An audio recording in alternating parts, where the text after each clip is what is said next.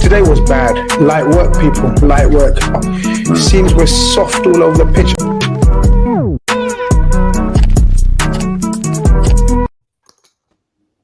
Good evening, everyone. Welcome to Chris Khan TV. We are here for your post-match reaction. We are here to celebrate semi-finals, baby. That's right. We are in the semi-finals of the Champions League. How are we feeling, crew? I got the crew with me, guys. As you guys will know, these all three chickened out on Sunday. They couldn't take they couldn't take the tension and the pressure and the pressing of Man City on Sunday. They're tired out, but they're back. Evan, how you feeling, my friend? You know, I'm feeling good, man. I feel like, ever since we reached the knockout stages of the Champions League, maybe it's just me, but it felt like a blur. I feel like I just kind of blinked, and now we're in the semifinals. Maybe that's a testament to the sort of easier run that we've had. But yeah, I can't believe it's April 13th and we're already here. It's April 13th, Conroy, and I just tweeted that it's April 13th, and we've played every game in every competition that we started at the start of the season. We entered at the start of the season. How cool is that, man? How cool does it feel to be an LFC fan right now? Yeah, it's pretty amazing. I'll be honest, I think I've realised it more. I was talking to my girlfriend tonight and she's like, you play every couple of days. Like, this is getting ridiculous. And to be honest, I think I'm not the only one in that situation, because I basically said, I can't help it, we're going for a quadruple. Okay, this is what you have to deal with. Apologies, it's not going to be like this every season. Just have to deal with it. So I think I kind of agree with Evan. It does feel like every couple of hours it's a big game for Liverpool at the moment. And as you said, tonight was we would probably say we thought would be the calmest, and overall it was the calmest, but there's still a few moments and a few question points that we'll talk about in this stream. Yeah, we will. Keith, Liverpool 3, Benfica 3, but it doesn't really matter. We've done the work in the first half. But it was good fun, wasn't it, tonight? It was good fun. Yeah, man. Like, it was one of those games that you can just almost enjoy to a certain extent. It's like those League Cup games or those FA Cup third round games where, you don't invest as much emotion as the City game, for example. But either way, it was just a fantastic game of football anyway. I thought it was proper cat and mouse, a great, if you want, training exercise for what's to come on Sunday, because I feel like Pep has clocked a little bit to play cat and mouse with our line. And I think it's just something that teams, lower tier teams did do to such a great extent, but they do it a lot with the long ball. But when you're playing against teams like Benfica and Man City, you've just got these technical players who with 1-2 pass, they can play that ball straight through and break your whole line. And you've got runners like Nunez who can make that kind of run.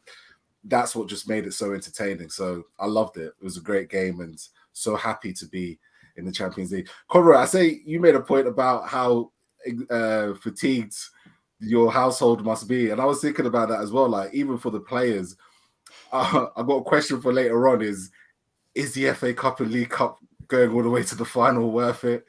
You know what I mean? Because we play so much football. Like, we would have had a break on this weekend, I believe, if it wasn't for the FA Cup. And these boys must be knackered. So it's fun, but it's knackering. We can talk about that near the end when we look forward to the cup game. But Evan, we start off with a lineup, and obviously on the back of Sunday, there was no doubt in my mind there'd be at least 5-6 changes. At least people saying, "Oh no!" After yesterday, Klopp will have seen a few shocks and a few close calls from certain teams and whatnot, and he'll make sure we go strong again. 1 or 2 will go missing. No, Klopp makes 7 changes. Leaves 3 same outfield players: Henderson, Jota, and who's the other one, lads? And Matip. So they're the only 3 that remain. Did you anticipate such carnage in the lineup? To be honest, I think I did. It reminded me sort of the tie we had with Porto, I want to say, if that was 18-19. Where in the second leg there's lots of chopping and changing. And admittedly, maybe there was one or two extra switches that I perhaps wasn't anticipating, but I did think we were going to go with a thoroughly second choice team. And, you know, it's so important that we are 100% going into the rest of this month and potentially going into, you know, May as well. I can't even be upset with the amount of changes. You know, maybe it's the cardinal sin. You make too many changes at once, or you're disrespecting the competition that you're playing in. I don't know. I've heard it all before during the Klopp era, but it's not something I was particularly upset with, nor did it really take me by surprise, to be honest. Yeah, look, I mean, I was very relaxed with it, Conroy. Absolutely. And the best way to be relaxed about a lineup when it's announced is to just, as soon as you hear about the lineup, you stay off Twitter, because that's the best way of doing it. This is actually the same midfield that started off against Man United away. Milner, Keita, and Henderson was the midfield that started against Man United. Konate started.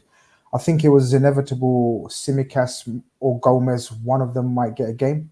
I was slightly surprised that both of them got the game, because that made it 3 out of the 4. 3 out of the back 4 that started against Man City not playing. And the one that was playing was Matip, who we thought that's going to get rested, because he's the one that we say that needs a little bit of a rest. So up front was fine. Any 3 that we pick out of that 5 is mad. Absolutely. It's brilliant. Midfield, I'm okay with. Obviously, loads of noise about Milner, but I thought he'd done what he does. I thought the energy levels were good in that first half. There wasn't much pretty football, but it was energy, and that's what we needed. Klopp alluded to it. He wanted fresh legs, right? Yeah, absolutely. And I think it's quite telling that maybe Sunday had an impact on that as well. Maybe he thought, do you know what, Robbo, Trent, and Van Dijk, if I'm going to give them a rest anytime, which I really think we've said this about 3 times, Grizz, but I really mean it now. Like, I don't think there's any time for rest going forward. Like, I think that's it. So he's probably thought to himself just how much Sunday's going to. I know you shouldn't think about the next game, but the semi-final with Manchester City, you saw the intensity of the game at the weekend, and I think it's going to be very similar this weekend. So I think that was maybe the reason for the decision making. And in regard to Milner coming in, like I know we've all said it, and I do agree with the statement that Milner probably is the last kind of 25, even last 30 midfielder now to come down, calm the game down, and calm the game down. And I get it. I do agree with it.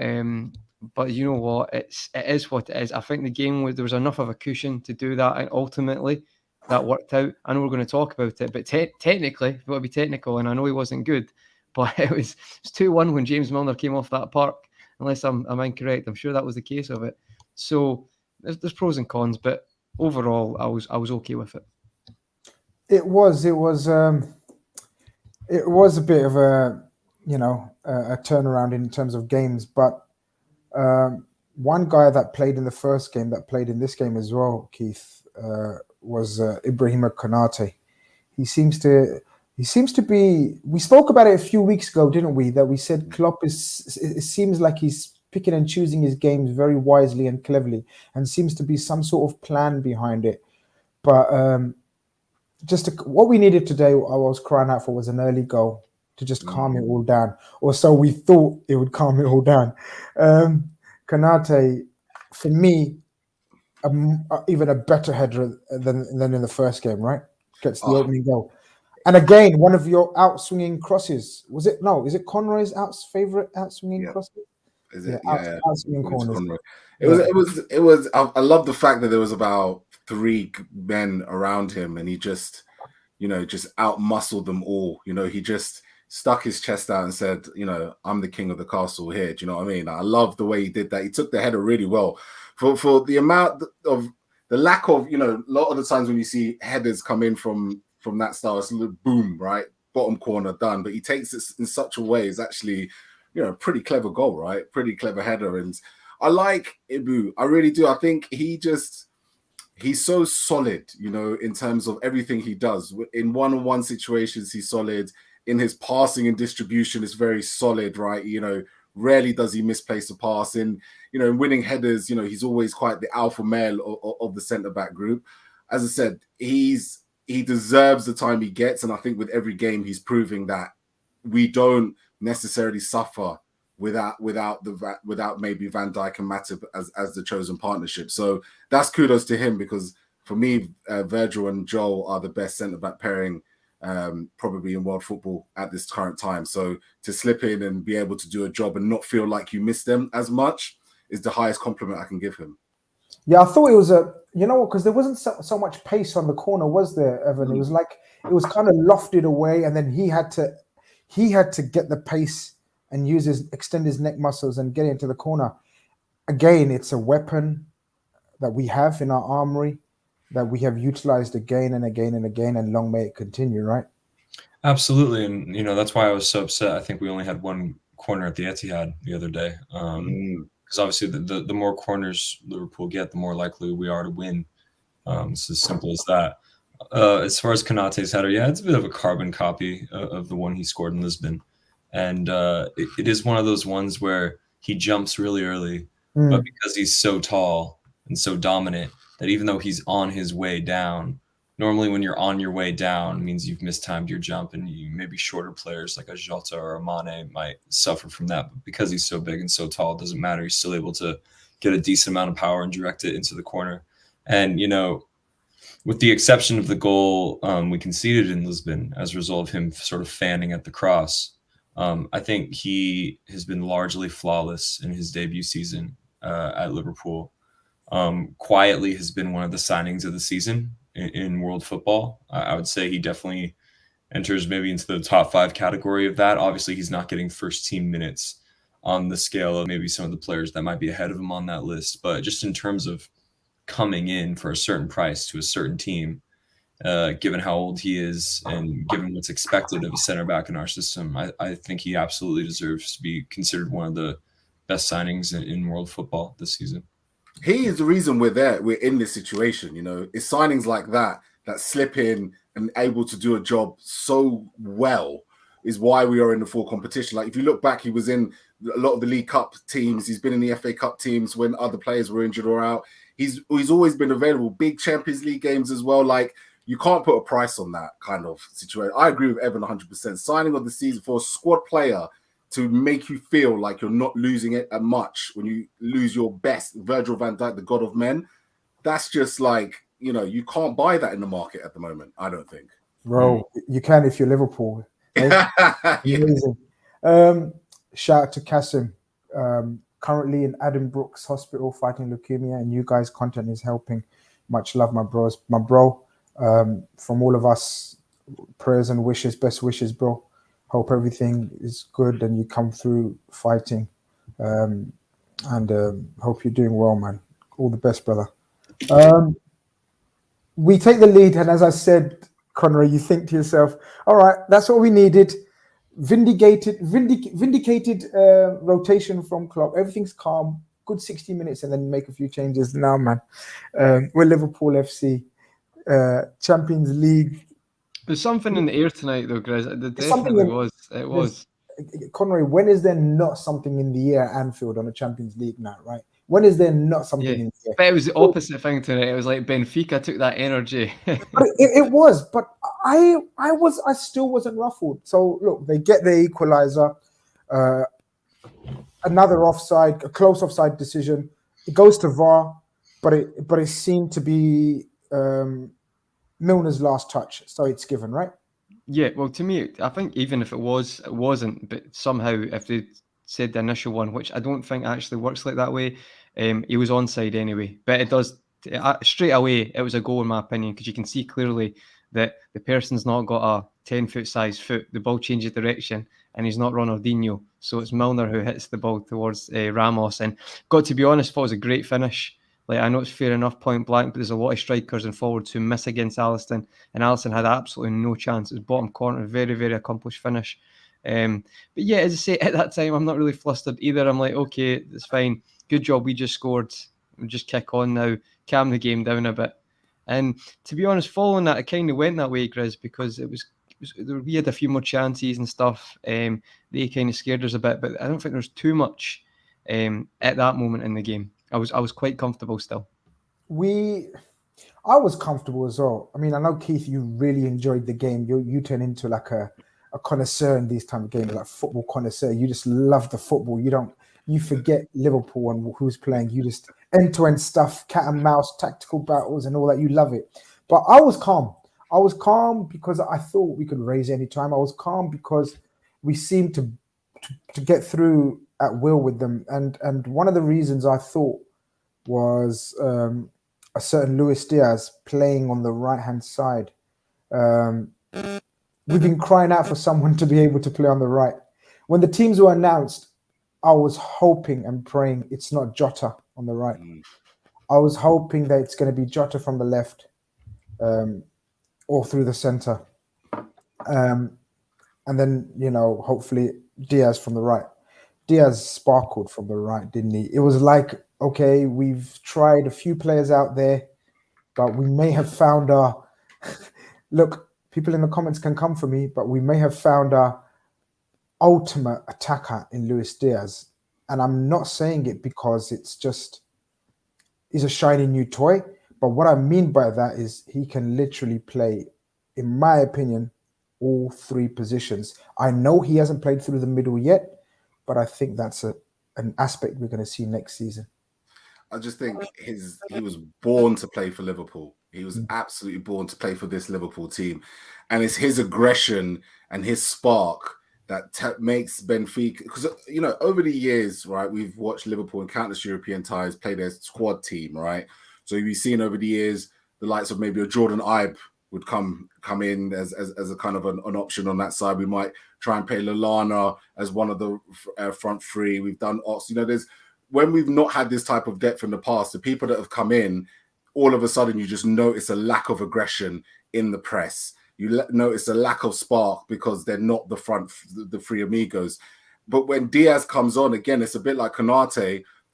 We don't feel like we lose something that we need more than ever, which is our counter press, that aggression, that ability to pick up the ball and push Benfica 10 yards back, because Benfica are gaining confidence. Vertonghen was looking for that long diagonal a few times. They were trying to play cat and mouse with the line with Nunez in particular, but that's all great for Benfica to do. But then if the further back they are, the harder it is for them to do that. So when you've got someone like Luis Diaz who's not giving you an inch on the ball, whether he's on the ball or not, that means that any kind of like hope they had of getting back into the game and getting another second goal is slightly dampened. So, he's got everything you could possibly need in a player. And he was very unfortunate not to score. I thought that Bobby pass when he could have cut it back through to him, I thought that was, I don't know, Firmino's an incredible football player with the ball at his feet, but sometimes it's almost like the weight of his passes are just so weak, because I feel like he's already seen the situation take place before he's actually done it, and he's almost dreaming. He's like, I know what I'm going to do here. It's going to look sick. And then he does it, and it's kind of like, shit, I didn't put my laces through it. So, he could have had the goal early on as well. But, yeah, spot on. His aggression was needed tonight. He was definitely, along with Konate, the type of squad players that you need to pick up the slack when the first 11 are not playing.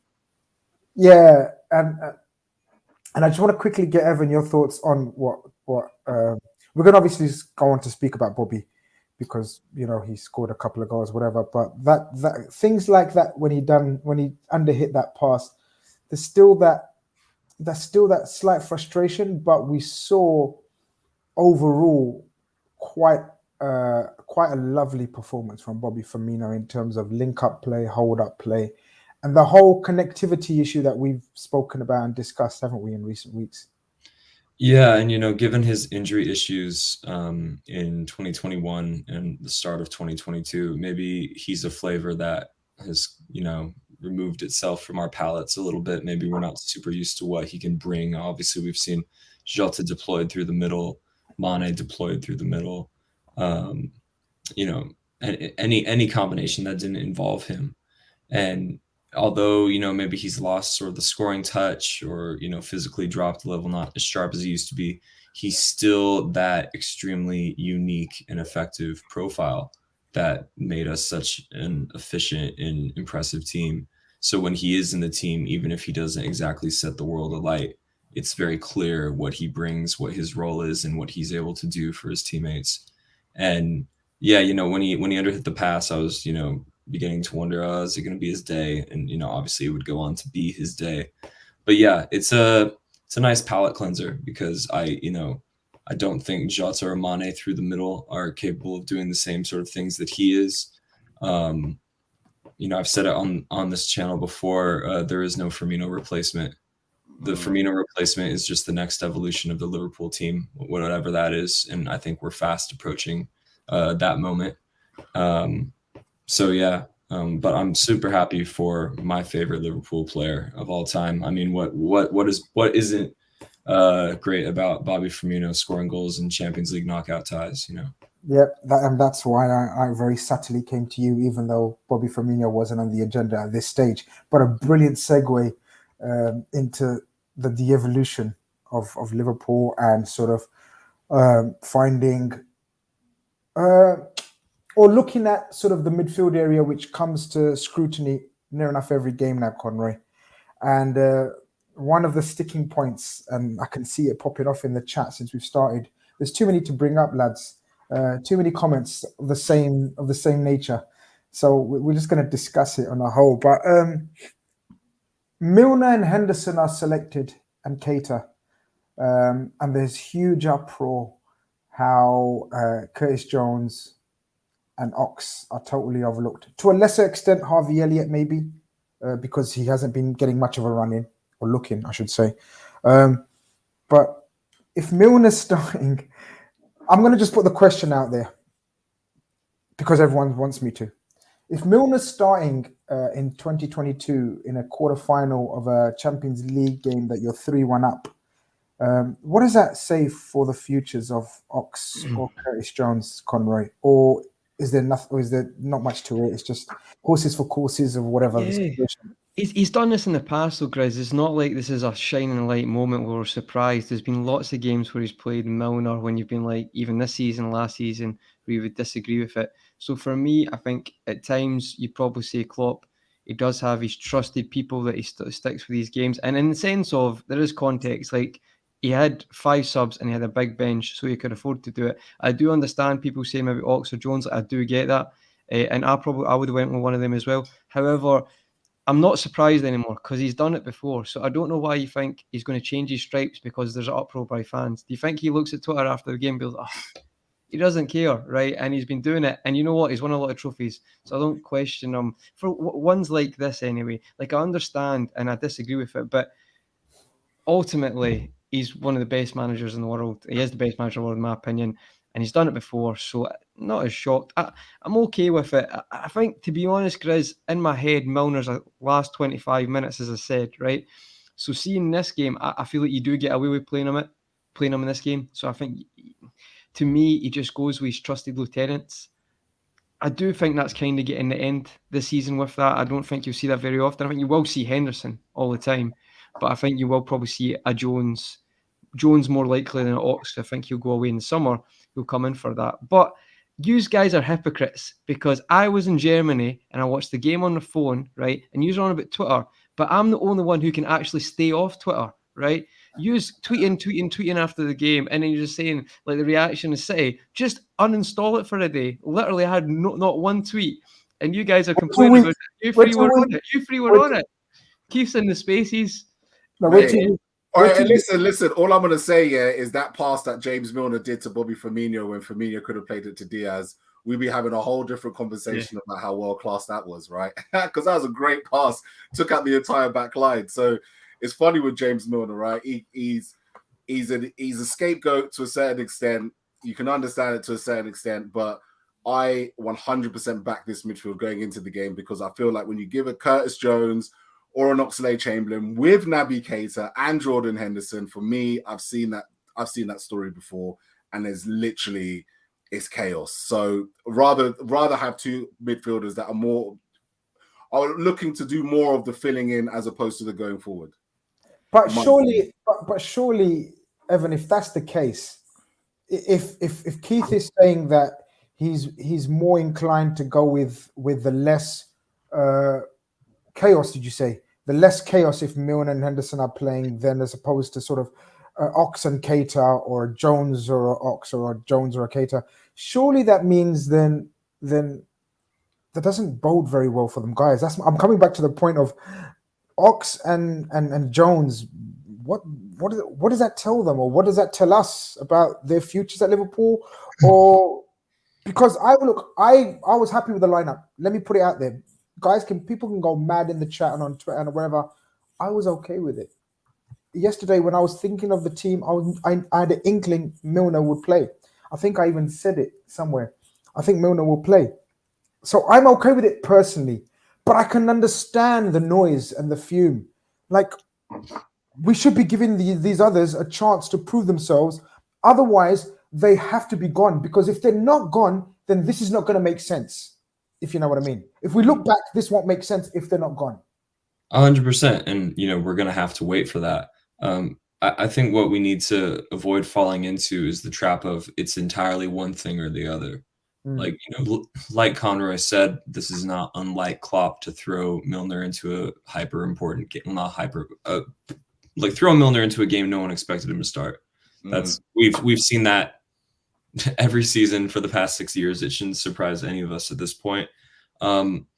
It's also doing disservice to Milner as a player, in my opinion. And again, I don't even rate him crazy highly or anything like that, but we have to remember that he is a player with qualities that are unique to him. But also at the same time, it should say a little bit about where Oxlade-Chamberlain and Curtis Jones are in Klopp's head. So in my opinion, it's a myriad of those things. You know what I mean? We need to avoid falling into it's because he clearly thinks Milner is better. It's, he clearly doesn't rate Oxlade-Chamberlain. He clearly wants to loan Jones out. No, it's never 100% one thing. These guys, their jobs are too high strung. They're too important for it all to be one thing. There's too many factors at play. So yeah, we need to be careful and not fall into sort of that absolutist frame of mind, in my opinion. Yeah, look, we go into the game. Top point by Evan. Just thought I'd add top point by Evan there. Yeah, fair enough. Look, I just add though, Grizz, one thing I'd say. Just see about Jones though, right? This is what I do add.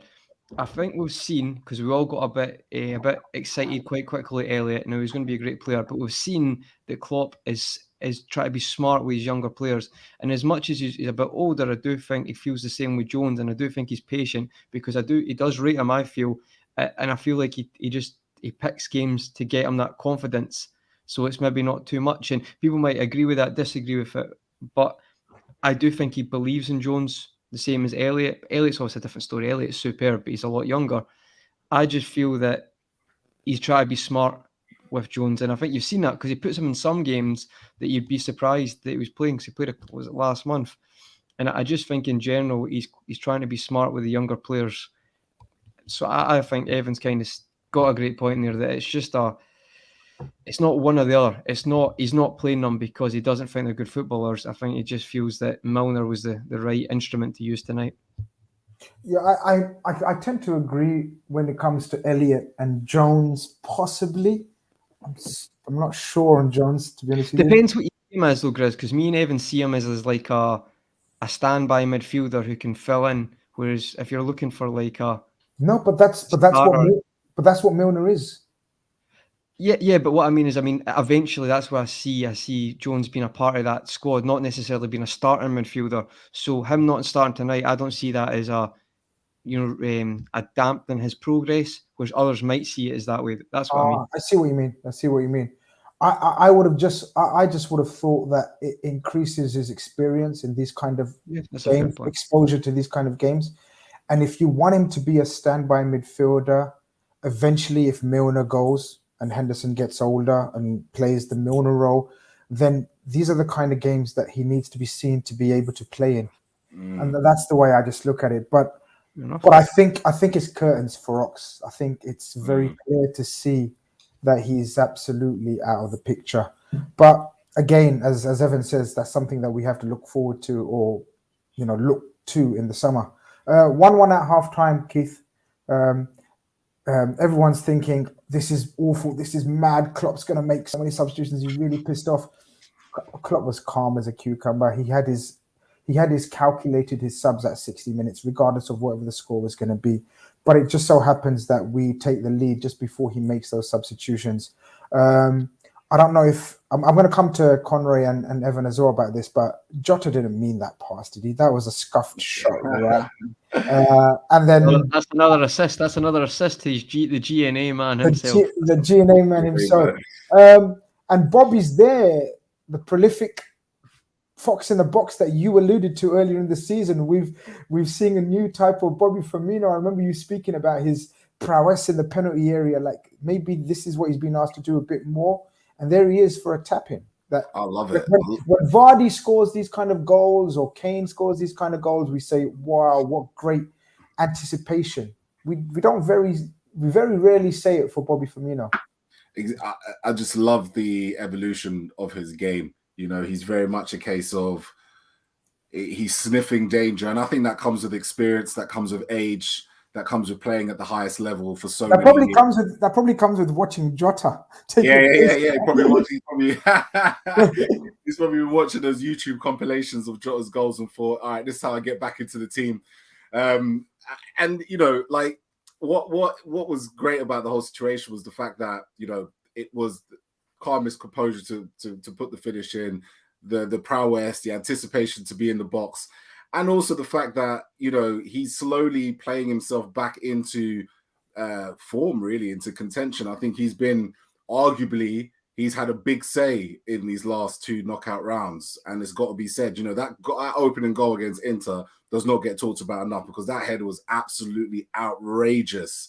You know, and it was a crucial goal. It was in the end, and the two he got tonight were crucial goals when you look at the bigger picture. Because without these goals, we're in a whole different heap of, you know, bull crap, as The Rock would say. So it was so needed for him to pop up with these goals and have an impact on the second half of the season. And it's just gutting to think that he was out for about 2 months with an injury, and who knows where his season would have gone if he had stayed fit, because I did notice this, you know, fox in the box, you know, scoring in the six-yard box, getting those tap-ins and being alive to the danger as something that he was just going to continue to excel at. And it must be doing something right, because despite the injuries and despite not being a mainstay, he has 10 goals this season. You know, he's into double figures.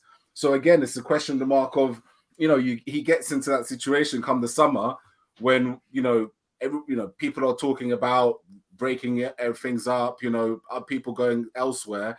And again, Evan just said, we can't find another Bobby Firmino, and what's to stop him scoring goals like this again next season? What really is to stop him? And if he's still having this impact in our general form of play, which I still think is brilliant, nothing much has changed there. That's a brilliant stat there, Avi. You know, not only will he get his century of goals this year, but, you know, arguably he will be here next season. And actually, I think he could still play a major point. He enjoys Champions League football. He enjoys playing against his international rivals, right? You know, we see him come alive in this competition, just like we saw him come alive in the Club World Cup as well. He seems to enjoy these occasions, and I think he's still got a big say in this Champions League run. And he's probably the forward or the attacker out of the ones that we have that doesn't come across as though he cares if he plays 1 in 3 type thing. And a fresh and alert and alive Bobby Firmino, I guess you're right, is crucial, and he's definitely one of a kind when we talk about stylistically. It's very clear recently, guys. I feel I said this about a month ago that with the other 4, that's great, but Bobby Firmino's so different. Like, you're not gonna, when he comes on, the way he holds the ball up and links it, nothing close. Jota at the start of the season was about a passable version of that, but I think in the last couple of games it's been really clear that more than last couple. More than that. But I think other people have kind of came around to that opinion as well. That even if he's not chipping, if he's chipping on 5 to 10 goals a season, but he can produce that hold-up play that he has, I still think that's such a useful instrument. And I think it's been more clear, you know, the last month, I'd say. Just a very quick request for likes. We're just over halfway the show and over 210 of you in here. and not even 100 likes, which is quite embarrassing, to be honest with you. So after a game like that, how can you not get the ratio up? Semi-finals. Do you know what I mean? And that's a brilliant stat from Avi. Shout out to Avi, who's had a. Is it true? Who knows? But we'll just go with it. Oh yeah, that's true. Oh yeah, when Avi says something, can everyone double check? Can everyone double check, because he tends to make up stuff. It is true. I can confirm the authenticity of that stat. Yeah, amazing. Two Americans getting together and each other. Convenient. Can I just talk about how poetic this comment is? It's so funny. Man, this Atletico side take dark arts to a new level, to a deep, dark forest where the path out is only wide enough for one. I love this. I was looking at that. So poetic. That's amazing. Klumas, you should be writing to books. A deep, dark forest where the path out is only wide enough for one. That's wow. Hey, come on. But, you came up with that yourself. That's great. The only thing that, well, apart from knock them out, Atletico could have done for us is take them to hell and back, and hopefully take them to extra time. They didn't quite reach extra time, but apparently KDB is injured, Carl Walker's injured, so that would be something to keep an eye out. Well, they were fighting them in the tunnels as well. So there were all sorts of emotional beefs going on at the end of that game. Jack Grealish got his hair pulled. It was all going on. Oh, he's asking for that, isn't he? He's asking for that, isn't he? We score the goal, and then you think to yourself, maybe he won't make those changes, Conroy. He doesn't need to make those changes, right? Is it Conroy? Am I coming to Evan? But whoever, choose between yourselves. Yeah, it's a free for all. It's Atletico Madrid versus City in the tunnel. Come on, everyone's pull each other's hair. Do what you got to do. Well, I'll take this one, Evan. I feel like he probably should have maybe not done all three, but he went for it. And you know what? He's triple substitutions recently in the Champions League. It shows that this is pre-planned, preempted. 100%. It doesn't give a shit about what people are thinking of certain performances. No, he's got these. It's all planned out, right? Yeah, and to be fair, it's worked really well the previous times he'd done it. So with that logic, I was obviously quite happy with that. And it was because Jota just came off, and that was his last action. He got the assist.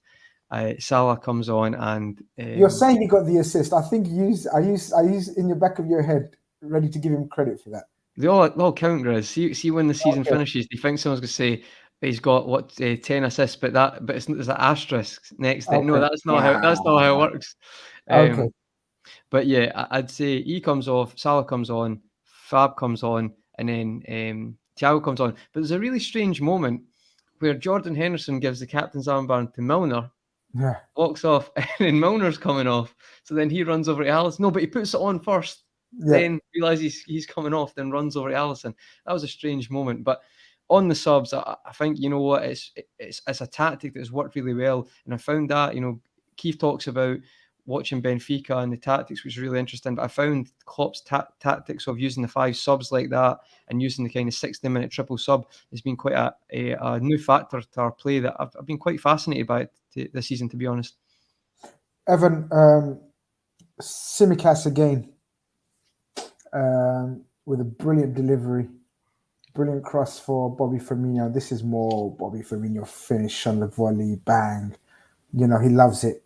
Does his customary kick, but this time, and no one's near him. Like he does it normally at the back of people's heads, but this time he kind of just does it like celebration on his own, which is far more safer. In fact, Mohamed Salah is the closest one to him this time. But you think to yourself, 3-1, and this is good. Everyone's got a good 60 minutes in them. Bobby's got a few goals. Maybe some thoughts on Bobby for Sunday played into Klopp's mind, or like the substitution situation, do you think Klopp knows exactly what he's picking on Saturday and the tactics we're employing, or do you think it could be up for a discussion? I don't know if Klopp ever exactly knows what the team is going to be, but I think he has a very good idea. I think if there is a point in a season where you can really start to read into the timing of substitutions and how many minutes one player got versus another on the night, it is this part of the season. Yeah. The game's coming thick and fast. The importance of the games can't be understated at all, or overstated rather. So I think it's pretty telling who did the most minutes and who did not, who came off the bench, who did not. So we all know probably what the team might be come the weekend. But yeah, Kostas Tsimikas, a great delivery, 2 great deliveries on the night. Now that we've gotten to his second assist, I believe it was, and I posed the question on Twitter: how many teams in world football does Kostas Tsimikas not start for? It's not a long list, is it? Does the list reach double digit? I'm not quite sure. I'm telling you this now. I thought the exact same thing, to the point where there are teams in who we compete with year in, year out, who are dying for a left back like Kostas Tsimikas. Oh, and there are absolutely. teams with money that are building squads, nudge, nudge, wink, wink, Newcastle United, who could literally build their entire left-hand side from the quality he has. I question how long we can keep him for before a very serious bid comes in. I was asking that question on this channel in January, because and again, after Kelleher's heroics in the final, those are 2 players that I think we will receive offers for. I'm just guessing. I would imagine there's going to be interest in these guys because they definitely can be first choice. For Kostas Tsimikas, he'd be first choice for a top team. Kelleher could probably be first choice somewhere in Europe's top 5 leagues. You know what I mean? So it could be a challenge, their will is going to be tested if those offers come. But yeah, I don't think the list of teams that Tsimikas doesn't start for gets into double digits, to be honest. It might not even get close to that. But he's just a quality player, and it's so nice to see him sort of come into his own this season after, I think, what we could all call a bit of an anonymous debut season. So, yeah. We must touch on the other fullback then in that case. If we're speaking on Tsimikas being probably the best reserve left back, one of the best in reserve left backs in Europe, just like we found within the squad a very or more than able deputy as a right winger and attacker in Diaz, right? So therefore we can rotate the resting of Mane and Salah because Diaz can cover both sides. Who wants to take Joe Gomez? I put this out there, right? And obviously some people shout you down. Some people think it's a genius idea and ball. I want to know where you guys stand with this. And so just hear me out. And I said it because I don't think we've spoken in a couple of weeks altogether.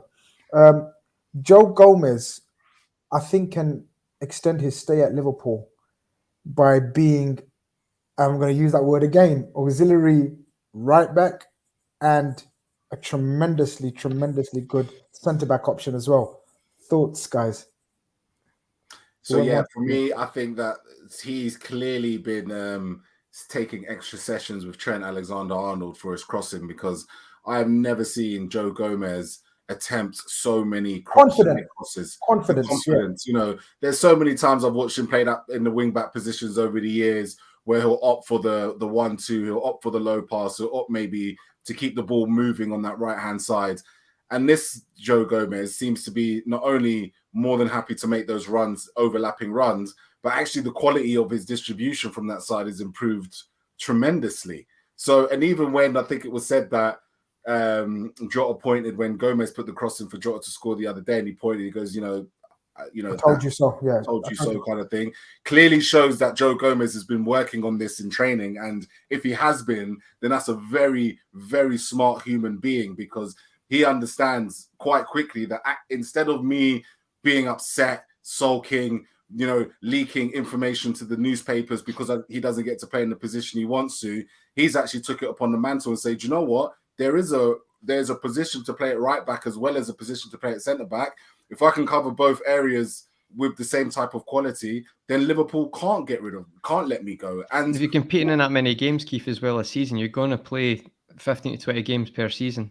Exactly that. And he must look at the bids that came in from the likes of Aston Villa, I'm sure that other kind of those clubs as well. And us as armchair fans are probably saying, well, you could go to Villa, you could get a name for yourself in that centre-back position, you can have the team built around you, you can be the guy. And Gomez probably said, actually, I want to be the guy in the squad that can be trusted and relied upon and fighting for big trophies. So if he's going to continue to put in performances like that, then it's going to be very difficult for us to turn around to say, well, let's let him go because he's going to be too important in that situation. So make yourself as important as possible. You know what I mean? Shout out Joe Gomez because, you know, he's looked good in that position and he hasn't sulked once in that opinion.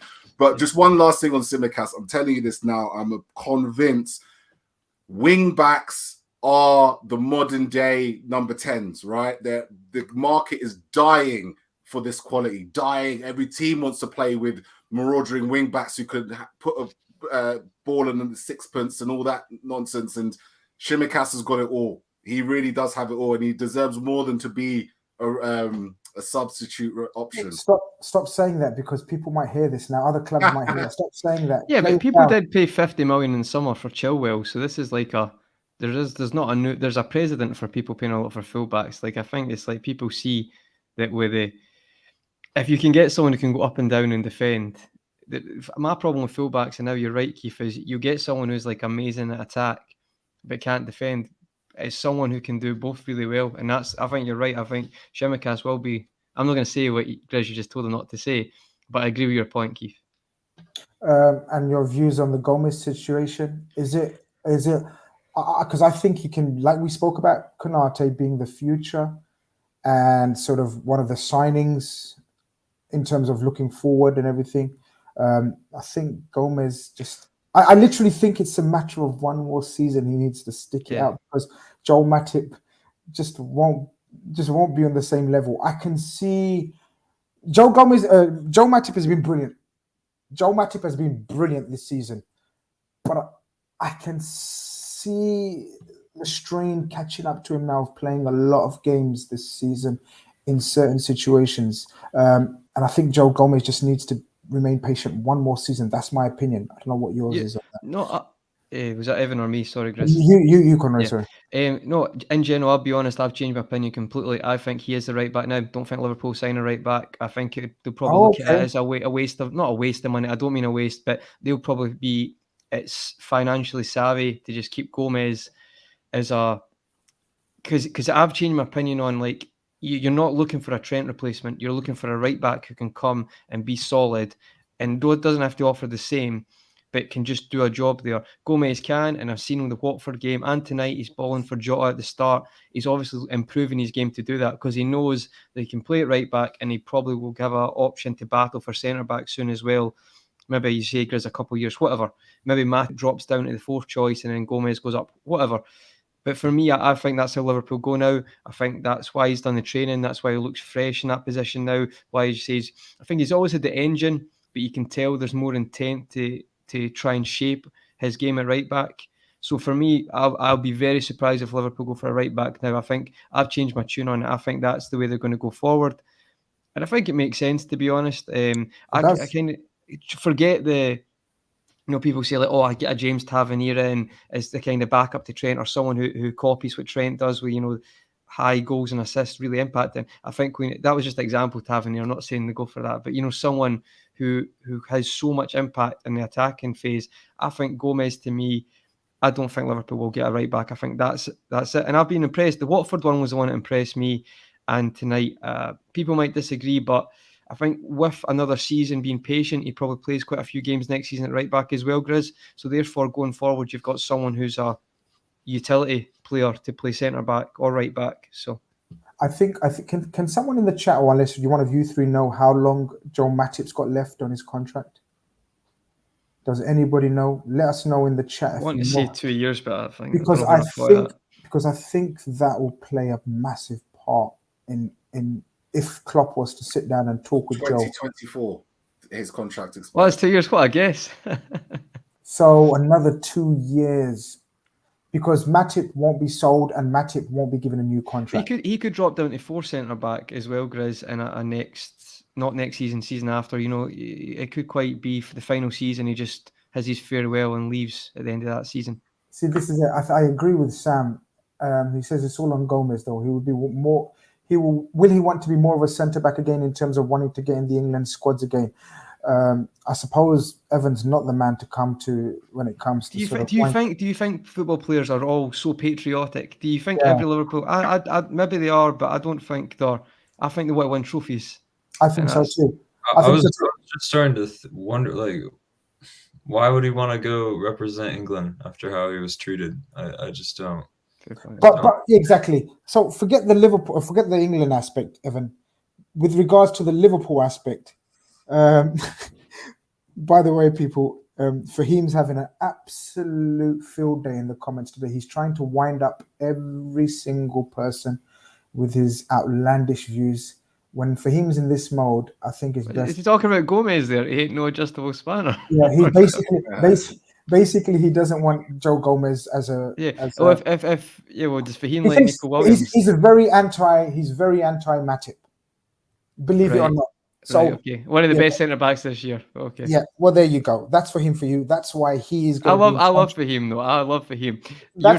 Your choice, mate. Your choice, Evan. That's why he's going to be. That's why he's going to be the new host of the show that's coming very soon, called Loose Cannons.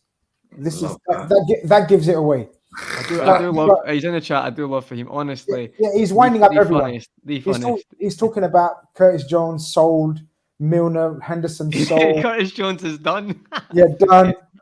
Everyone needs to get out. The Klopp bottled it, but tune into Loose Cannons coming very soon on a Saturday night if you want more views and outlandish views like that and get involved in the chat. But we get back to some serious chat. They score a couple of goals, Keith. I don't even remember them offside. They score about 7 goals.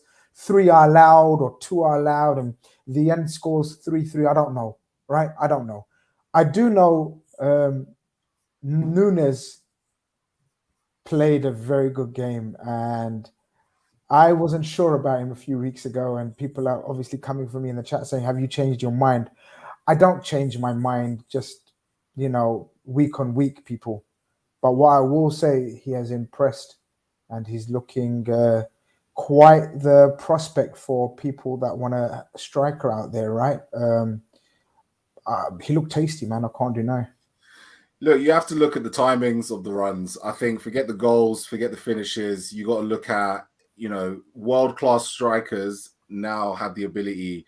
That the thing with being a striker is, it's good to score the ball in the back of the net, but because teams like Liverpool and all your top teams are playing such high lines now, effectively to try and catch you out as almost like the fifth defender, if you will. And it worked for Liverpool because they got 2 goals chalked off for offside. So it clearly worked.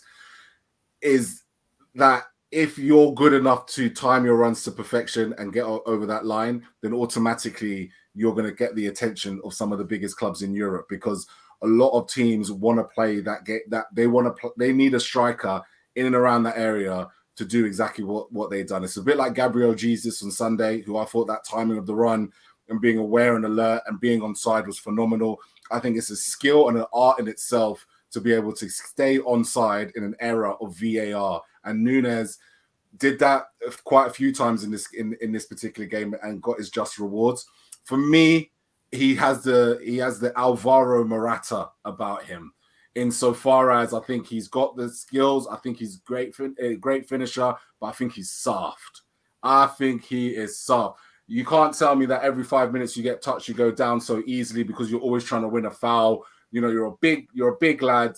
Use that size to your advantage. Yes, you're going to get niggles from time to time. Yes, you're going to get people that are going to take you out. That happens. It's understandable. But sometimes the way he gets taken off that ball, far too easy. And if we're going to start talking about him coming to the Premier League, then he ain't going to win shit. And he's going to become a very frustrating player, just like Morata was when he was at Chelsea, I felt. Same kind of situation. Big lad, great on the ball. But when it came to getting into these 50-50s with defenders, too many times he got taken off the ball. And a lot of the times the Premier Leagues just don't give a shit. They don't care. If you're hitting the deck and they're looking at you and you're a big lad, in the UK, you're going to get judged. It's as simple as that. And a lot of referees are going to look at you and say, you're a big lad. You shouldn't have gone down that easy. Play on. So while I think he's got all the finesse in the world and he's got all the qualities in the world, and I rate really highly his ability to run a line, he needs to get tougher if he's ever going to come to the Premier League and be a success. I think that's a very fair assessment. I see where you're going with that. Where do you Because think he'll go, they, Grizz? Where do you think he'll go? I think Keith's got a very good point in terms of Premier League doesn't take no prisoners, and especially he's young. So I do think there's absolutely scope to improve that side of things if he wants to, obviously, and if his coach wants him to, right? So I get that aspect. And I do think it's a punishing league. I'm totally with Keith on that aspect, because even Torres, you know, Torres, he gives me Torres vibes. I know you said Morata. I think he's got a bit about him in terms of directness, his power, his running. And Yeah, Torres suffered, right? In the beginning, Torres did suffer. You know, a lot of the time he get knocked in the back and he'd drop, and the referee would say play on. He got tougher. And he got tougher, absolutely. I think Torres, he did mature a bit earlier, though. Being a captain at 19 at Atletico as well. I think mentally you're just a bit. You've got the mental strength there, Keith. If you know what I mean, coming into the league and doing that. But do you not think his dribbling was good tonight? That's what I was surprised. We left Matip for dead, and I didn't think he had that to his game. So I thought he was, as you say, Keith, those intelligent runs, especially in an era of VAR, very, very. What's the word? There'll be a lot of teams looking for him. I keep thinking West Ham in my head, but I don't know if that's maybe a bit out there. If that's what I look at, just the way they play. I don't think he'll come to the Premier League. If he did, I think they would. You see how Antonio is obviously like we've talked about his physicality. Nunez, it might not to adapt, but I feel like a team like West Ham could probably get the best out of him. But that was just a shot in the dark there. I think an Italy or a Spain would suit his game. I think Bundesliga would suit his game as well, quite a bit actually. Yeah, the space would suit him. Yeah, exactly. But that's the game out of the way, guys. Evan, it was in my eyes, I was very relaxed. It was like I can't explain the contrast to Sunday in terms of nerves and tension, and just there was points where I didn't enjoy Sunday, if you know what I mean. Like, how can you not enjoy Sunday? But there was points where I didn't enjoy Sunday. Like, it was that nervous, that was pressure, that tension. Today I knew we'd get through, however.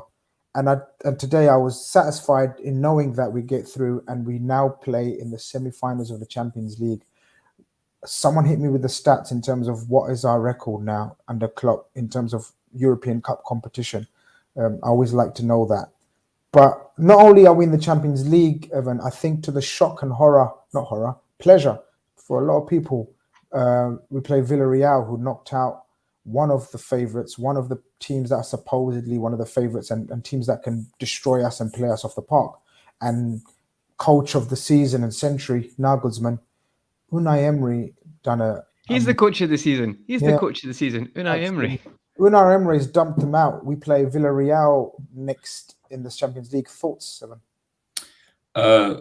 Just going off the first thing you said, if you're a Liverpool fan and you enjoy anything about playing Manchester City, then you're not really a Liverpool fan. And secondly, you know, on paper at the start of the season, Bayern Munich absolutely were the favorites. But if you've been paying attention to the Bundesliga and some of their performances in the DFB Pokal and, you know, the Champions League as well, you would have known since before the turn of the year that this is one of the weaker Bayern teams of the last 10 years.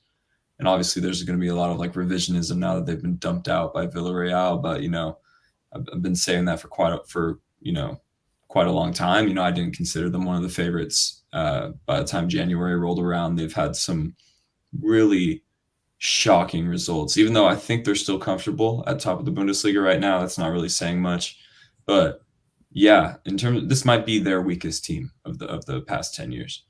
Nagelsmann clearly has a lot to work on, both in his squad and in himself. I back him hugely, but he was outclassed. Unai Emery was his superior. By the old fox, basically. Yeah, by his superior both on the nights, plural, and just in experience. Based on what I saw from both of the games, Bayern perhaps were unlucky. They were perhaps wasteful, but they were entirely unconvincing, and they seemed to be absolutely wide open at a moment's notice. And, I can't tell you I've watched too much Villarreal recently, but I saw a great tweet from Belinda, who occasionally goes on the Anfield Wrap. She says she posted a picture of Alberto Moreno and Philippe Coutinho in Liverpool training about 4 or 5 years ago. She's like, if I told you 4 or 5 years ago that one of these players was going to be playing in a Champions League semifinal next week, and one of them would be at Aston Villa, which one would you have said is which? That's So a very good tweet. Very good tweet. yeah, it's funny how the world works, but yeah, absolutely. I think getting like Villarreal, all due respect to them because they're clearly punching above their weight. Getting Benfica, getting maybe not a light the world on fire Inter team. That sort of contributed to my opening statement tonight of, wow, I've kind of just blinked and we're here. Maybe I wouldn't have been blinking so quickly and so absent-mindedly if there had been a Man City along the way or a PSG along the way or one of those teams. So yeah, I'm thoroughly enjoying this run in the Champions League. I was not super stressed out about tonight, even though the scoreline says it was dramatic. I at no point did my heart rate ever really start pumping. So yeah, bring it on. I'm ready for it. I know you said that you haven't watched much of Villarreal, but can we all get on the Villarreal scouting mission for future shows coming up in the next few weeks? Absolutely. Exactly. Conroy, Villarreal, thoughts? Look, let's not beat around the bush. Again, I'm going to use that cliche that we all talk about. If we were offered at the start of the season that we would have Villarreal in the semi-final of the Champions League, we would snap your hands off. Absolutely. And do you know what? See, the thing is, I don't care. I don't care, not against them, but people say, oh, the route and that. Listen, see when people win stuff, who checks? I was going to swear there. Who checks the route? No one. Well, people are just when you're being successful, people just try and do anything to tear it down. But you know what? With so-called group of death, we won every game in that. And then we've got through the ties we had to. However, see when these were made, it looked like we were going to have to play Bayern Munich and get through. And a lot of people say it'd be a tough tie. Because Unai Emery has done an unbelievable job knocking out Juventus and Bayern Munich, it's like suddenly we have to feel bad that that's the team we have to beat. That's not how it works. I will say though, it's the fairy tale story for them. And I think Tottenham a couple of years ago, I know it.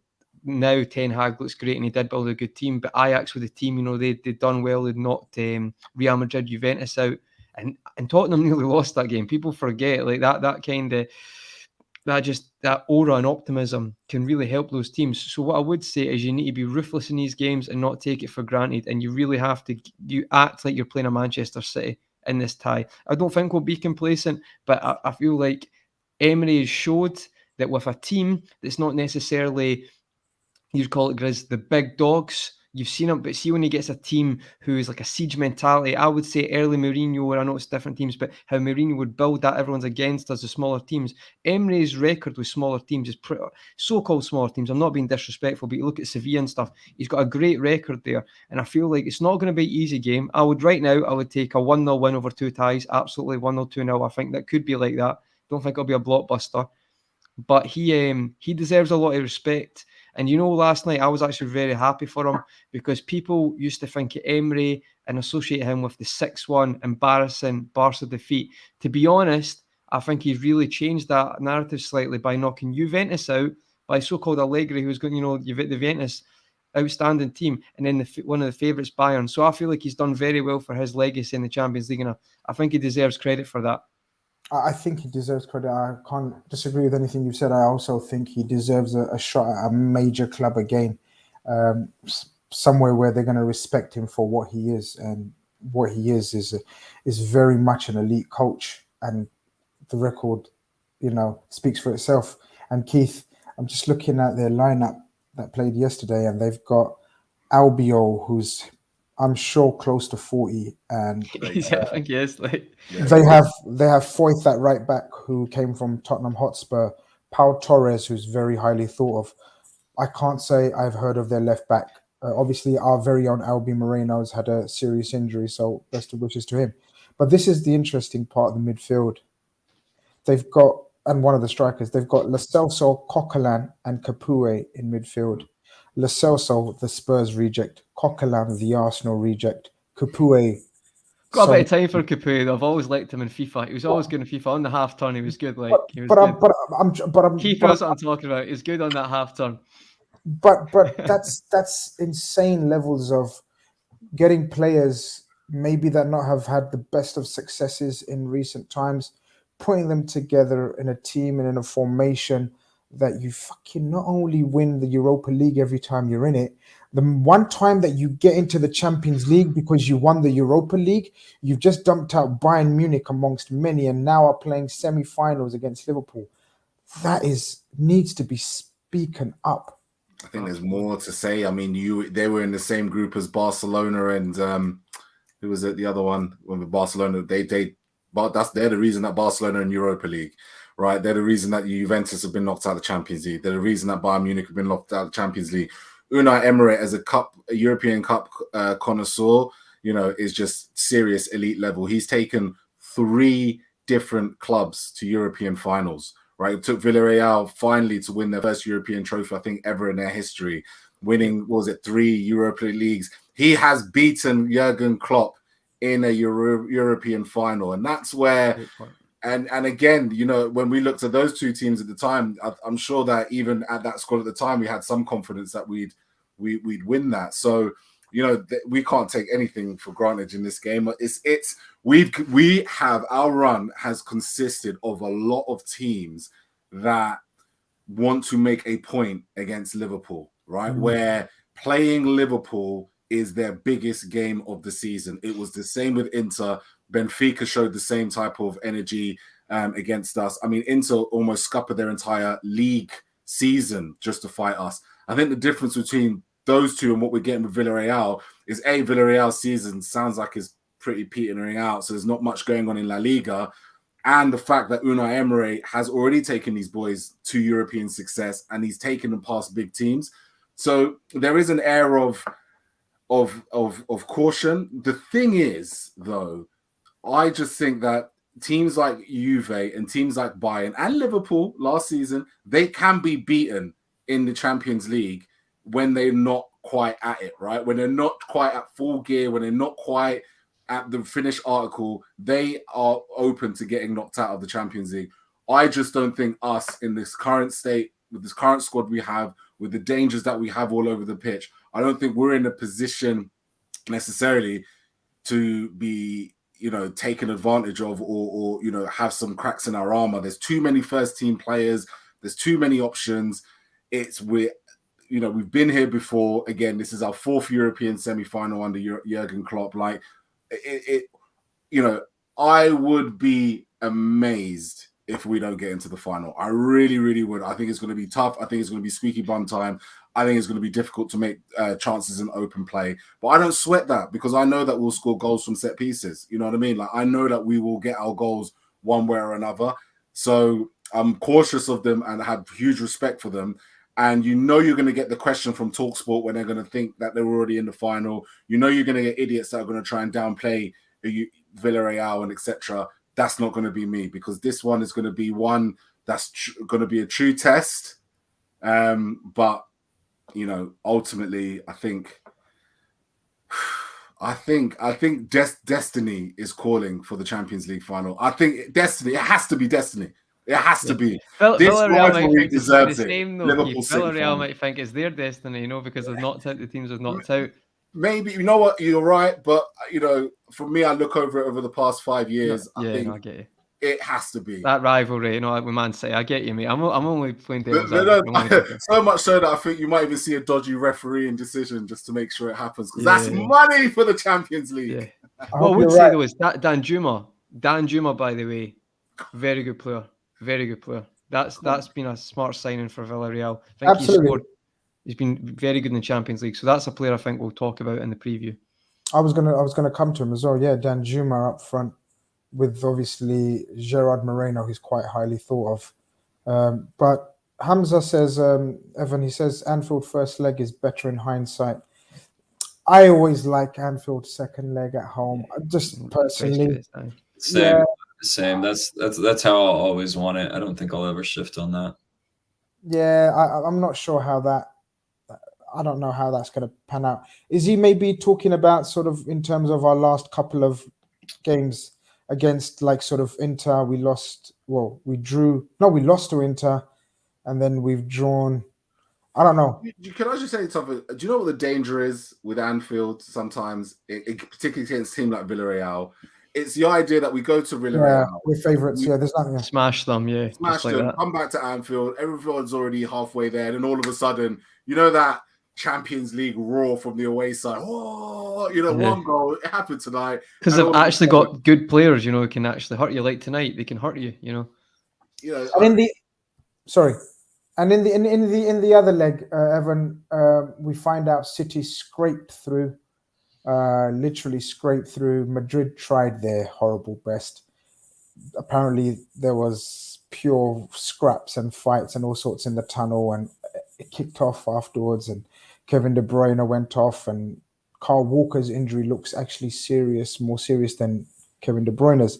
But two players that are absolutely pivotal to the way Man City play. So just semi-finals, very briefly, your thoughts on against Madrid, who were very lucky against Chelsea last night. But that man Benzema comes up clutch again. Just quick overview on those two things. We can't talk about Benzema without talking about the breakout season that Vinicius Jr. is having in Madrid, and Kyle Walker probably being out for the semis against Madrid is huge when it comes to dealing with Vinny Jr. Because let me tell you, when he's in full flight, I just think he's one of the most unplayable players on the planet. Obviously, there's a lot of work to be done with his sort of end product and decision making once he gets. That's improved a lot, Evan. Like I was surprised. But, I was going to say it's clearly gotten better because he's fed Benzema 5 times in the last 3 Champions League games for Madrid or something insane like that. So without having the pace and physicality that Kyle Walker brings, you'd imagine Cancelo is going to play there, and Vinicius Jr. is easily Cancelo's physical superior. So that's a key matchup that I'm going to be looking at for that semifinal. I don't think Madrid are great. I think they have a lot of tactical nuance to them, and they have a lot of experience and know-how in terms of just managing 180 minutes in the Champions League. But they also seem to be a bit soft. Defensively, I don't rate them that highly. And just physically, they can be overran in midfield, but it can be tough because Toni Kroos, Luka Modric, some of the more unpressable players of their generation. And then even without Kyle Walker and potentially without De Bruyne, City will fancy themselves sort of just play Madrid off the park a bit. But it's become a lot less straightforward, obviously, with the injuries to those 2 players. And apparently Cancelo is suspended as well from the first leg. Okay, well there you go. Who plays right back? Who's going to stop Vinicius Jr.? Pep's going to have to come up with something, because you need someone physically imposing and you need someone experienced, and you can't have someone who's going to take an early yellow card against Vinicius Jr. And even for all of Kyle Walker's physical capability and experience and all of that, he is prone to the odd lapse in concentration when defending 1v1, and he easily could have picked up an early yellow against Vinny anyways. So this is a huge thing. You would imagine Zinchenko is going to play left back.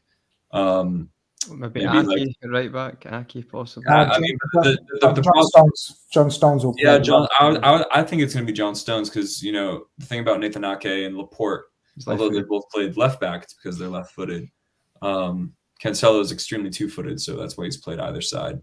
But yeah, that tie looks far from straightforward. There is a clear favorite, but it's become, just in the last hour, it's become far from a foregone conclusion, and so is ours. You know what I mean? So is ours. We'd be foolish to take any semifinal lightly.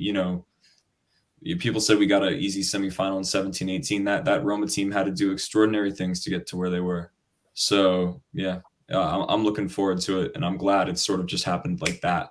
Because if it was a horribly long, drawn out, painful April, maybe it wouldn't have gone by so quickly. I wanted to speak on Benzema, but you chose your favorite player, or one of your favorite players, Vinicius, to speak on. It's only fair then. We can't not get away from speaking about Modric last night again. I mean, Luka Modric The words "fine wine" come to mind. Yeah, Tell you yeah. that. I mean, I'm not a drinker myself, but I know what you mean. He's in that conversation now, isn't he? I think he is. I was just going to say, Conray. I don't know if you've been reading my notes. Sorry, Chris. I think he doesn't get fairly treated. I think for me, I'm with you. That's what I was going to say. You know, when we have the conversation of the Xavi, Iniestas, and whatnot, this guy's longevity, this guy's list of titles, this guy's, I don't know, man. You guys are as much football connoisseurs as me, so I'll let you guys say it, man. Talk about it. Best outside passer ever. Outside the foot passer ever, without doubt. He does it the most. He's the best. I've seen Scotland be ripped apart by it. Just a very quick one. We had a huge WhatsApp chat, which was instigated by Avi. You won't believe it. Okay. Wow, that's a shock. Shot corner. Ricardo Quaresma. No. Do you know what? That's best. Well, he can have best outside the foot shooter. Modric can have best outside of the foot passing. So. Yeah, because Quaresma crossed it a lot as well. It was more like wide. So I would say Modric is just. It's a good shout, though. To be fair, it is a good shout. It's a tremendous shout, but I kind of ended it by saying. I kind of ended it by saying Modric has done it at a higher level, at a higher stage, more variety to it in terms of weight, efficiency, and all these kind of things. Quaresma was insane. Part of that conversation in the WhatsApp group that I'm in was that he was more talented than Cristiano Ronaldo in terms of natural ability, and I would not argue with that. He was insanely talented. But Luka Modric, guys... Yeah, correct. Quaresma was a YouTube compilation footballer. No, it was good though. At that point, he rips it apart. He rips it apart. I remember him ripping Bayern Munich apart for Porto. They couldn't handle him, and that was the Champions League. He's still a good footballer. Big up John Smokes in the building, our Man City fan. He says, big up the panel. It's official. Simeone is a warlord. You didn't know that, Don? Was he? But you know what's so amazing about Simeone, right? Is that he's a warlord. He's a nutter. He's all this. He is the highest paid manager in football, I believe. So fucking hell, man. He earns them euros, boy. I'll tell you that much. I couldn't believe how much Atletico pay him a year. Amazing. Just a quick point on that, Keith. I watched the Kieran Trippier podcast with True Geordie, and he actually, because he was at Atletico, and it is interesting when you hear what he's like and the kind of bond he has with the players, and they will run through brick walls for him. I feel like from the outside, we're all like the dark arts and that, but genuinely, I think when you talk to a lot of his players, he's very good at creating, like getting João Felix, £100 million player. I know we don't like it, but doing what they do for the team, it's quite fascinating, and I think it's a documentary I'm going to watch on him. I do find it quite fascinating, to be honest. In terms of the outside passes, I know there's a fancy name for it, but only Evan or Avi will know. Trivela, is it something like that? Load of rubbish. I'm joking. Yeah, Paul Merson was up there. Paulie Walnuts with a great shout. You young lads won't know this shit. That's uncle talk. That you young lads, go and watch Paul Merson. He talks the utmost shit. But do you know what? It's better with age, somebody, because he done the Maguire one and he's spot on. He says you can't take him from Leicester to go in Man United when he's playing on the halfway line, and he's called it because it's happened exactly like he called it. So I'll give him that Paul one. Merson was a footballer, lads. Yeah. He oozed class and skill, and it's so opposite of what he talks. Like, he talks like a dodo. Like, you don't want to listen to him. You want to switch off the TV and say, "Shut the fuck up! You don't know what you're talking about." But watch him play football it's amazing how life works, and footballers think his brain was so fast, and he was playing in a George Graham team, was all about defense and formation. This guy was so talented. It's mad. I've just remembered Paul Merson outside of the... He went to Portsmouth, didn't he? Harry went up to Portsmouth. He was a bit done, and then he got them promoted as well. Yeah. The worst thing is he loved the sesh as well, which fascinates me. Yeah. Fascinating, but that's what makes it even more crazy how good he was. Guys, you need to watch. I don't know if there's any YouTube highlights of Paul Merson, but check out. There will be. I'm just going to take your word for it, Grizz, because I'm not going to be watching any Paul Merson YouTube compilations. No, you're going to sit, Evan. You're going to sit there like Paul Merson. Yeah, and then you're going to see some shit, and you're going to think, whoa. because it's just so nothing like what we see on TV now, you know. Yeah. And Keith's right. He liked his drink. In fact, he went through a lot of personal problems because of that. But that just adds to the mystique and the madness that how he was able to play such amazing football. Shout out to Paul Merson, man. Yeah. And he could be an amazing guest on a podcast, man. I'd love to have a chat with him, man, about all things football in his life. But listen, guys, semi-finals, we deal with each game as it comes, one thing at a time. As I said, we've played every single game of every competition that we were allowed to enter or we were asked to enter. They're invitations, right? I think each competition is an invitation. As such, we still keep going. The talk of quadruple still is a thing because we are still in every competition. The next competition that possibly the quadruple talk ends or continues is only 2 days away. There's absolutely no rest for the wicked. We ain't got time to think. I can't handle City again, but I'll have to. I can't handle it again. It's too All I'm stressful. going to say is I heard that Kevin De Bruyne hobbled off, and I'm telling you this now. I'm very intrigued to see how long Kevin De Bruyne lasts for this season. And if he doesn't see it through, there is no Man City without Kevin De Bruyne. Don't say that, Keith. Don't say that. Yeah. Riyad Mahrez picks the ball 25 yards out. Yeah, So exactly. Don't say this shit, man. Don't. You getting us excited and hyped because City without Kyle Walker and Kevin De Bruyne, if it's for a prolonged period, which I don't think it will be because we know how they operate, you know, behind the scenes. I don't want to think about it, but what I do want to think about, because it's next is the FA Cup semi-final, and the best person to come for a domestic semi-final is Evan. Evan, Evan,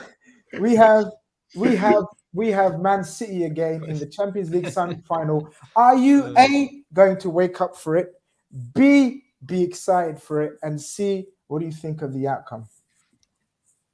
Yeah, I'm gonna wake up for it. Yes. Yeah. Here's the thing. I've woken up for every single Liverpool fixture, and as much as I bang on about domestic cups and all my opinions that we won't get into, I still watch all of them. Yeah. And he still watches Shrewsbury. He watches. I Shrewsbury did. games. I did though. 100%. I did though. Recently, when we won 2-0 to Watford, that was the first 4:30 a.m. kickoff I've missed in 10 years. Saw your tweet as a Liverpool fan. So shout out you, bro. I was gutted for you, mate. I swear, you know, right hand on the liverbird. You know, I swear that was the first one in about 10 years. And, sorry, I'm laughing at something else there. Sorry.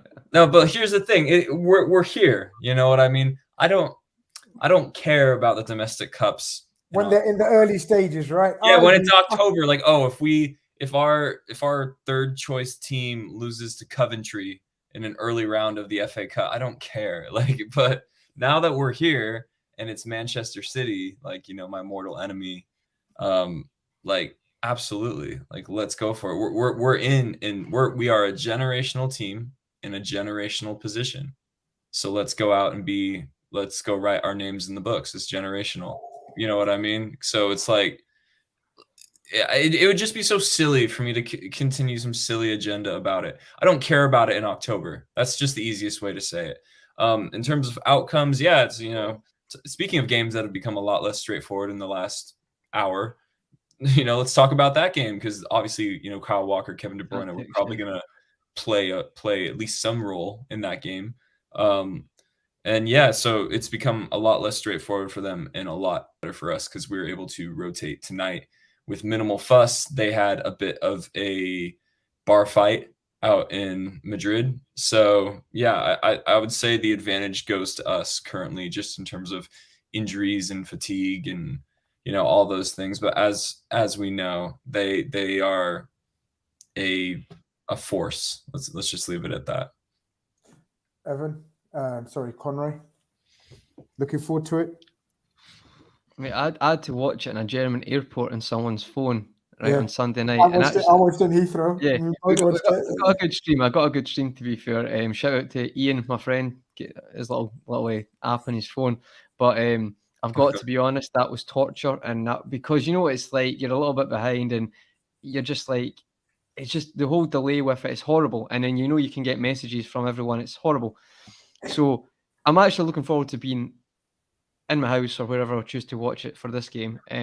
But I'll be honest, I think Evan's right. I don't like to talk about players getting injured because I think it's kind of bad taste to do that. We're just addressing the news. We're not hoping for that to happen. But if that is the case, it's going to be interesting how we approach it, because City started like a house on fire. And to be honest, they really did out matches in the opening minutes of that game. So it'll be interesting to see how we approach it if we maybe try to do the same thing. I know we're going to touch on that in the pre-match, guys, but it's again, I think it's going to be just as intense. I think it will be copy and paste. Maybe not the same result, obviously, because it can't end in a draw, but I feel like it will be 100 miles an hour yet again. Keith, very quickly. From our point of view, we've spoken about City. I think that'll probably be their starting lineup, starting forwards, probably. But I think Klopp's selection today gave it away. The 7 players that were rested: Robertson, Trent, Fabinho, Thiago, Mane, Salah. Who was one more? Virgil. And Virgil. All 7 are straight back into that team. We absolutely assume. Yeah, I don't think it's going to be. I just agree with you, Conrad. I don't think it's going to be a good game. I honestly think this is going to be a bit of a shit game, to be honest. It's going to be fucking. See, when it's 1-1 in 10 minutes, I'm going to message you and be like, no, please do. Yeah. Clip me. Because see, when they scored 6 minutes in, I was freaking out. I wanted it to be a boring game, mate, but I was going mental in the airport. What's your thinking behind that? Yeah, because I think, look, as Evans alluded to, City have just been in a bar fight, right? They've got players that are tied in the legs. We've alluded it at the start of this pod that, we're playing football every 3 days in April, and we've been doing it since the start of the season. So, tired minds, I think, tired legs a little bit. I think, the players themselves are going to, it will be more of a case of let's not try and lose as opposed to let's go all out and kill each other in a bloodbath like we did at the Etihad. So I wouldn't be surprised if it's a goal that nicks it, and I wouldn't be surprised if it goes to penalties either.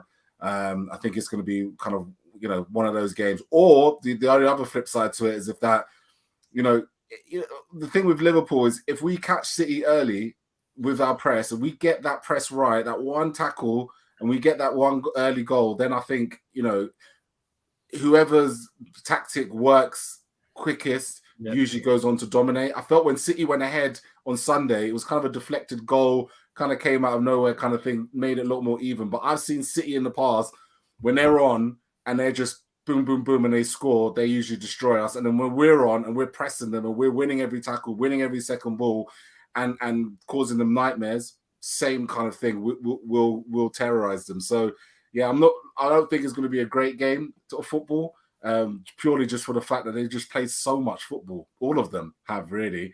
And at some point you're going to get to a stage where you're going to have a bit of a, what's the word? Drop off. Yeah, like a adrenaline dump, right? It's an adrenaline dump. Do you know what I mean? Like it's too many big occasions at the moment. So I'm not expecting fireworks, but I actually think we could go all the way in this one. I'm Crystal Palace in the final. Come on. Wow. Diogo's defending himself. He says, my ankle is fine, Grizz, and my passing is improving. I hope your ankle's fine. Your passing is not improving, Diogo. But you've been a hero for me this season, so I'm not gonna... Jota's going to get the golden boot. It's going to happen. It'll be Jota like 22 goals, wins the golden boot, and then people are like, you can pour the rest. Poor passing. I hope so. Guys, we're going to wrap it up now. Yeah. We've spoken an hour and a half on a lot of stuff, and it's been great. Just to remind you guys, even after Saturday, Tuesday we play Man United at home. Just a small matter of Man United at home. So it's never ending. It's never stopping. But this is what big dogs do. We're in this shit because we're the big dogs. So the big dogs have to fight every day. No rest for them, man. Woof, woof, woof. So we got to get out there. We got to get out there and do what we got to do and make this happen. And as long as we are in it, we're going to win it.